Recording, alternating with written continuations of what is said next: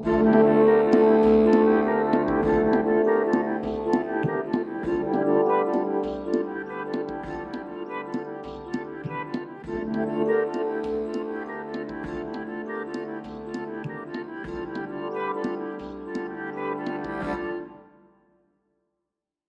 Walker Drive in Chicago. How are you?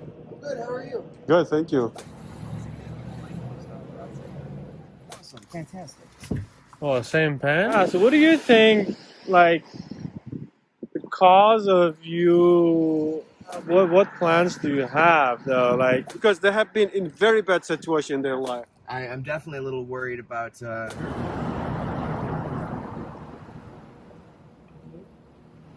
Is there any days that you have, no food to eat? But this seems like OCD.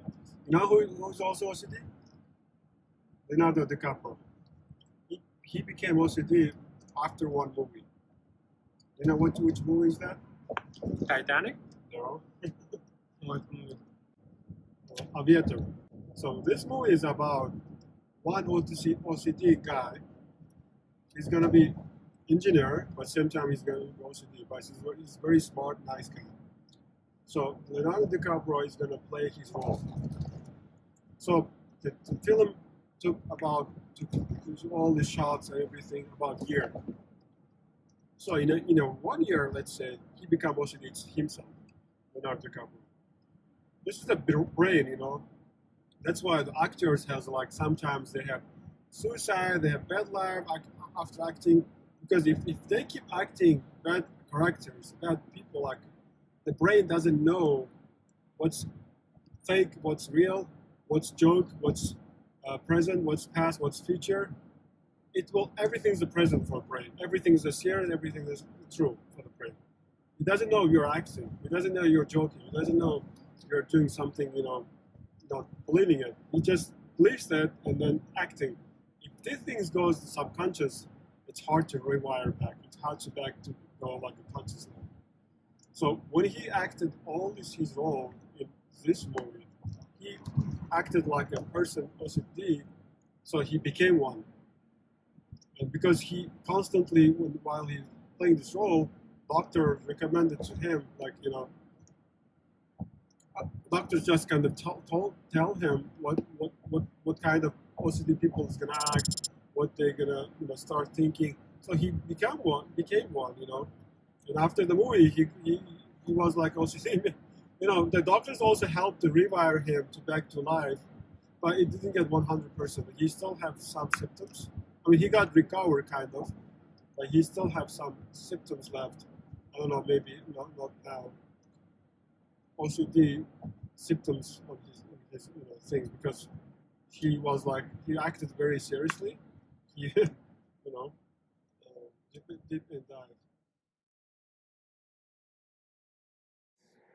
ever since I've always tried to, just try to be the best person I can be.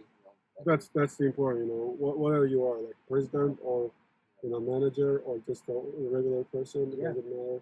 I mean, I have people. I'll walk down the street and I'll have other homeless people not realize I'm homeless and ask if I have any money. Sometimes they'll say, "No, I'm homeless too. I'm sorry, I can't spare anything." But a lot of times, if I have an extra dollar, I'll help them out.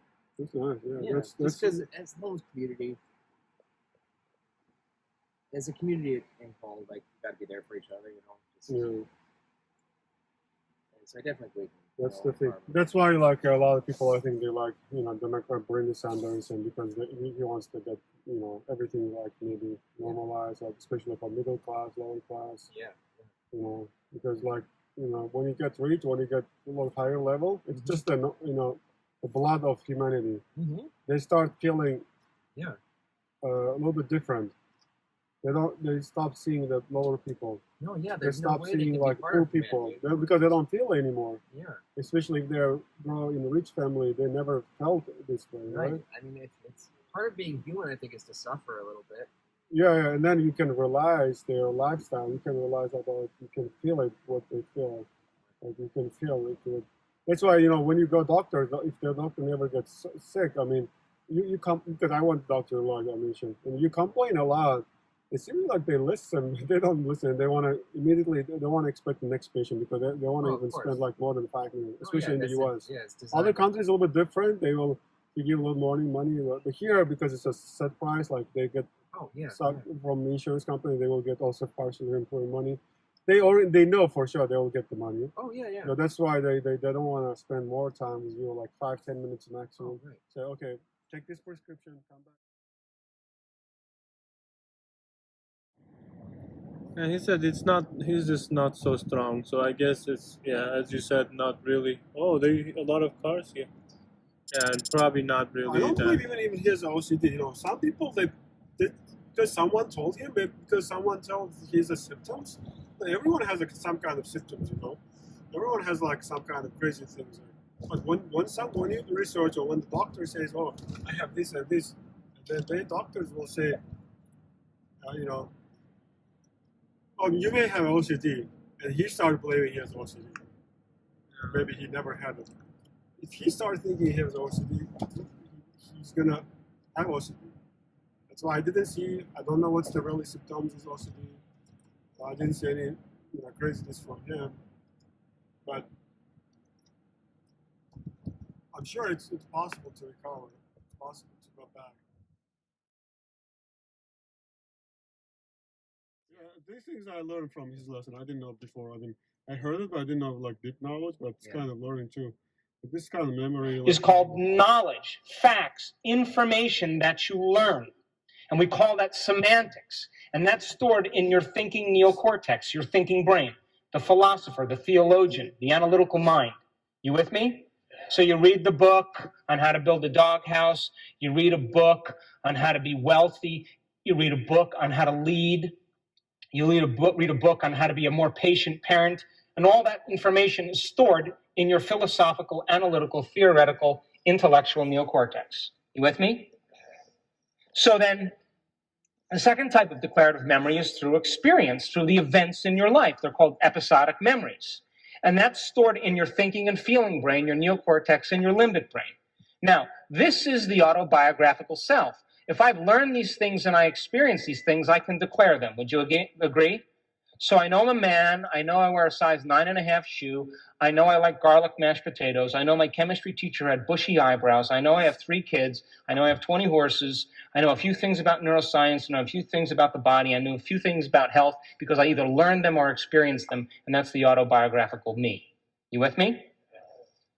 So then, if you learn a bit of information, let's say you read the book on success, and you get the companion CDs, and you do the webinar, and you get all this information stored in your thinking brain, and now you apply that, you personalize it, or you demonstrate it, you're going to have to modify your behavior in some way. And if you change your actions and you do something differently, you're going to have a new experience. Would you agree? The moment you have a new experience, you create a feeling. And the moment you create a feeling, you activate the limbic brain or the emotional brain. So then when you restrain your behaviors that keep you doing the same thing and you start doing something new, when you have the experience and the check shows up in the mail, all of a sudden you feel wealthy. You feel successful. Or you lead in some way and you get your behaviors to match your intentions and actions equal to your thoughts and your mind and body and working together. All of a sudden you feel like a leader or a patient parent. And so the emotional quotient then teaches the body to understand what the mind is intellectually understood. So knowledge is for the mind and experience is for the body. And in that moment, you are embodying knowledge. You got it? And you are signaling new genes in new ways. So then it's not enough to do it once, though. You have to be able to repeat the experience over and over again. And if you keep doing it over and over again, over and over again, over and over again, over and over again, all of a sudden it becomes non-declarative. Now, you know what non-declarative means? You've done it so many times, you don't even know how to declare it. You don't even know how you do it. Subconscious, it's automatic, it's implicit, it's who you are. So you can't consciously even describe how you do it because it's a skill now. It's a habit. It's a behavior. It's an emotional reaction. You've conditioned your body to be the mind. And this is when you activate the third brain called the cerebellum, the seat of the subconscious. Now, 95% of who you are exists in this non-declarative system. How many people are still with me? So You have an implicit memory to brush your teeth. You have an implicit memory to put makeup on. You have an implicit memory to wash yourself in the shower, to drive your car and go through the same routine behaviors. All of those things have become subconscious automatic programs.